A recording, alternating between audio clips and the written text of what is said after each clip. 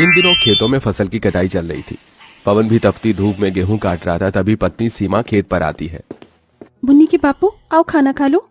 सीमा थाली में सत्तू, नमक, प्याज, मिर्ची परोसती है। जी वो आटा खत्म हो गया था, इसीलिए सत्तू खा लो आज के लिए। अच्छा किया जो सत्तू लाई हो। इतनी गर्मी के मौसम में रोटी तो वैसे भी हलक से नहीं उतरती। पवन सत्तू में से थोड़ा खेत के कोने में बने चींटियों के मांद के पास डाल देता है। वो रोज ही ऐसा किया करता था। क्या बात है, बड़े दुखी लग रहे हैं, ठीक से खाया भी नहीं। इतने महीनों तक फसल बोई, लेकिन बस आधी बोरी गेहूं निकला है। इसमें परिवार का पेट भरवाऊंगा, कर्जा भरूंगा, क्या क्या करूंगा सीमा। गरीबी अभिशाप होती है। खास करके किसानों की पूरी जिंदगी संघर्षों से भरी होती है। जब खेतों में पसीना गरीब किसान का बहता है, तब जाकर पेट अमीर इंसान का भरता है। पवन गरीब तबके का किसान था जो खेती करके परिवार का गुजारा चलाता था, जिसमें माँ, बाप, बहन, पत्नी और बेटी थी। सीमा दूसरी बार 5 महीने पेट से है। जब कभी पवन हिम्मत हार जाता तो वो उसे हिम्मत देती। अजी पिछले 2 बरस से जब से तुम अनाज बो रहे हो, ऐसा ही हाल है। हमारी जमीन में फलों की खेती फलती है और सबसे ज्यादा अनानास की खेती, इसीलिए हम दोबारा से अनानास की खेती उगाएंगे। पर खाद बीज खरीदने के लिए पैसे कहाँ से लाऊं सीमा। मुझ गरीब के पास तो एक ढेला भी नहीं है। मैं सोच रहा हूँ साहूकार से थोड़ा उधार लेकर खेती कर लूं। फसल अच्छी हो जाएगी तो चुका दूंगा। ठीक है जी, जैसा तुमको ठीक लगे। हर बार दो खाली किसी गरीब को अमीर रजवाड़ों और साहूकारों के दरवाजे पर ले ही आती है। पवन साहूकार से बड़ी ब्याज पर कर्ज लेके अनानास की खेती करता है, जिसमें उसकी पत्नी हाथ बटाती है और घर भी देखती है।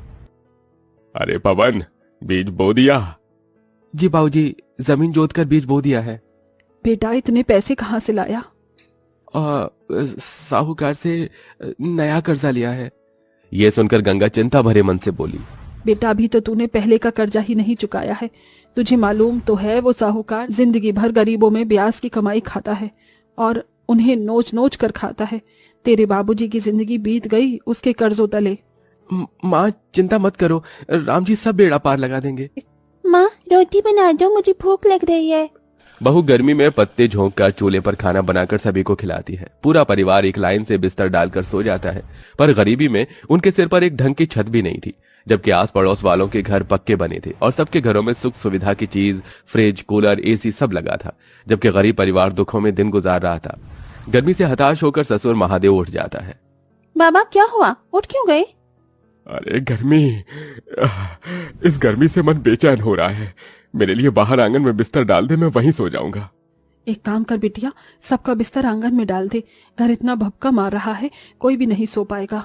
जहां अमीर एसी कूलर में चैन की नींद सोए थे, वो सब रात भर आंगन में सोते हैं।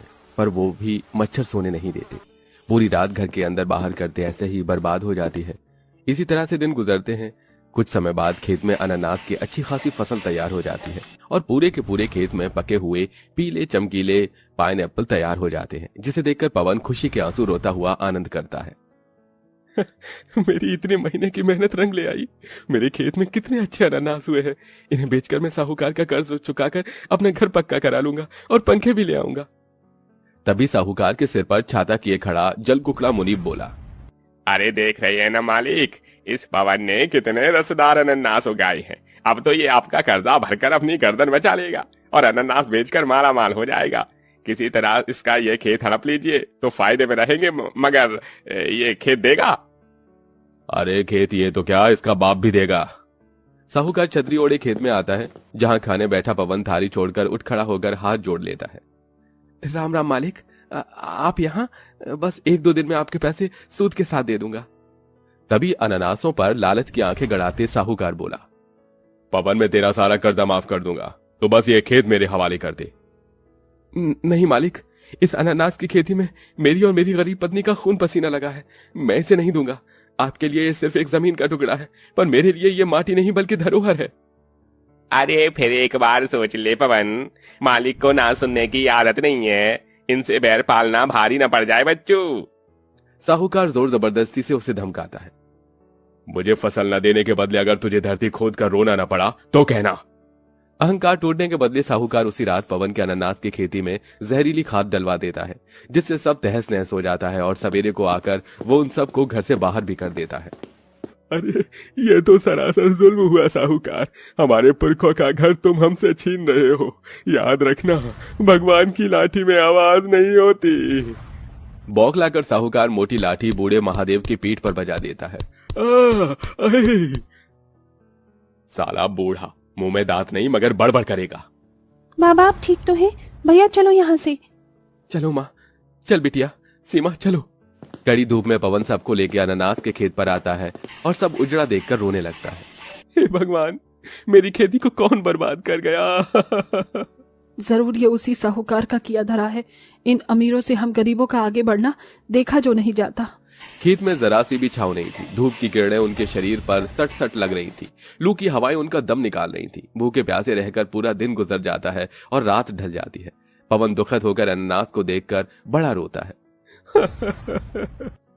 कितनी आस लगाई थी मैंने ईश्वर, सारी मेहनत मिट्टी कर दी। उस साहूकार से न्याय कर भगवान, न्याय कर। तभी एक आवाज आती है। पवन, ओ पवन, तुम रो मत। सुना तुमने? किसी ने तुम्हारा नाम पुकारा। कौन है यहाँ? तभी मिट्टी की मान में से एक चींटी निकल कर आती है जो कि सोने की तरह चमक रही थी। पवन उसे हाथ पर उठाता है। पवन, तुमने मुझे और मेरे बच्चों को अपने आहार में से दिया है। अब मैं उसका मोल चुकाऊंगी। तुम चिंता मत करो और देखो मैं क्या करती हूँ। चींटी एकदम विशाल बड़ी हो जाती है और उसमें से रोशनी निकलकर सभी मुरझाए अनानास पर पड़ती है, जिससे अनानास से लेके पत्ता पत्ता बूटा बूटा सब कुछ पहले की तरह हो जाते हैं। अरे अरे, ये तो चमत्कार हो गया सीमा। अरे तुम्हारा लाखों बार धन्यवाद चींटी रानी। पवन, अब ये साधारण नहीं बल्कि जादुई अनानास की खेती है जो कि तुम्हारा भाग्य ही बदल देंगी। जादुई अनानास की खेती को दोनों पति पत्नी टकटकी लगाए देखते हैं और सीमा एक अनानास मिट्टी में जड़ से उखाड़ती है। तभी जादू हो जाता है।